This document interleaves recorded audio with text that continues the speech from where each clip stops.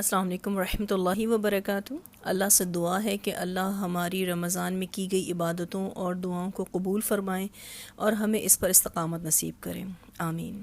ہم سب نے غور و فکر کرنا ہے کہ کہیں ہم ان لوگوں کی طرح نہ ہو جائیں جو رمضان میں قرآن کی تلاوت کرتے رہے اور رمضان کے ختم ہوتے ہی قرآن کی تلاوت چھوڑ بیٹھے، جو رمضان میں روزوں کا اہتمام کر گئے اور رمضان کے ختم ہوتے ہی نفل روزوں کو بھی چھوڑ بیٹھے اور کہنے لگے کہ روزہ رکھنا بہت مشکل ہے۔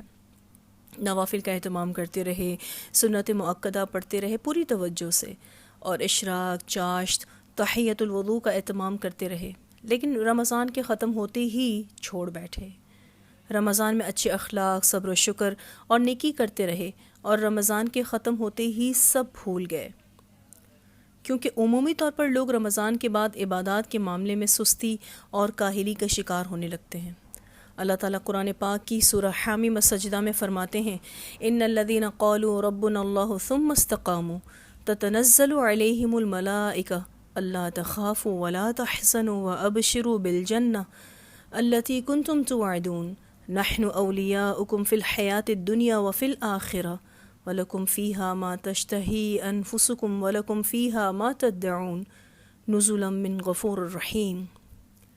بے شک وہ لوگ جنہوں نے کہا کہ اللہ ہمارا رب ہے، پھر اس پر جم گئے، ان پر فرشتے اترتے ہیں یہ کہتے ہوئے کہ تم نہ ڈرو، نہ غم کھاؤ اور اس جنت سے خوش ہو جاؤ جس کا تم سے وعدہ کیا جاتا تھا۔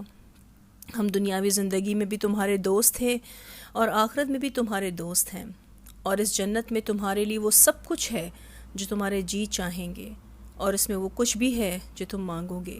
یہ غفور اور رحیم کی طرف سے مہمان نوازی ہے۔ ان آیات میں استقامت کا اجر بتایا جا رہا ہے۔ عمل کی قبولیت کی جو علامتیں سلف صالحین قرآن و سنہ کی روشنی میں بیان کرتے ہیں، ان میں سے اہم علامت نیک عمل پر استقامت اختیار کرنا ہے۔ رسول اللہ صلی اللہ علیہ وسلم نے عبداللہ بن عمر رضی اللہ عنہما سے فرمایا، اے عبداللہ، اس شخص کی طرح نہ ہو جانا جو تہجد پڑھتا تھا پھر اس نے رات کو قیام کرنا چھوڑ دیا۔ اسے مسلم نے روایت کیا ہے۔ ہم سب نے جو محنتیں، کوششیں جیسا کہ روزہ، نماز، صدقہ، تلاوت قرآن، کثرت ذکر الہی و استغفار، دعائیں، درود اپنے رب کو راضی کرنے کے لیے رمضان میں کیے، اس کو جاری رکھنا ہے اور اللہ سے دعا کرنی ہے کہ اللہ ہمیں ان عبادتوں پر استقامت نصیب کرے اور ان میں ہماری آنکھوں کی ٹھنڈک رکھ دے، آمین۔ نوافل جیسا کہ اشراق، چاشت، تحیۃ الوضو وغیرہ کا اہتمام کرتے رہنا ہے۔ تلاوت قرآن روزانہ کرنی ہے۔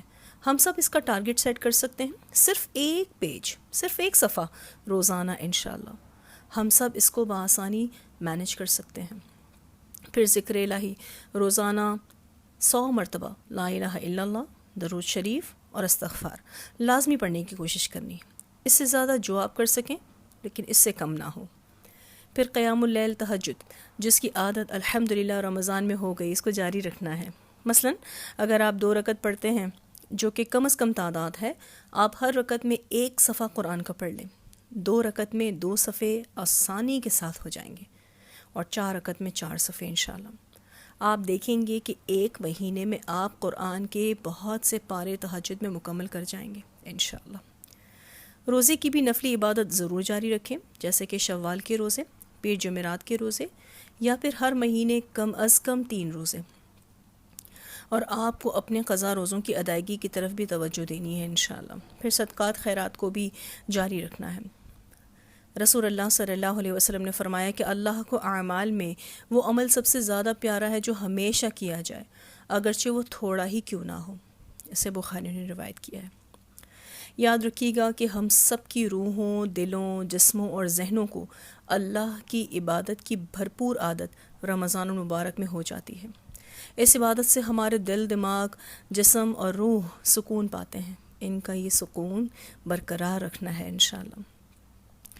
ایک اور بات بھی یاد رکھیے گا کہ اگر اعمال صالحہ پر استقامت رمضان کے بعد بھی ہے تو انشاءاللہ اللہ سے امید ہے کہ اللہ ہمارے نیک اعمال کو قبول کریں گے۔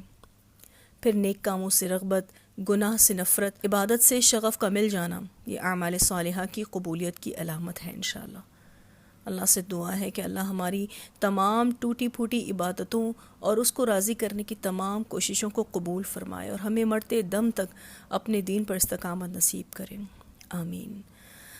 جزاکم اللہ خیرا وبارک اللہ فیکم۔ السلام علیکم ورحمۃ اللہ وبرکاتہ۔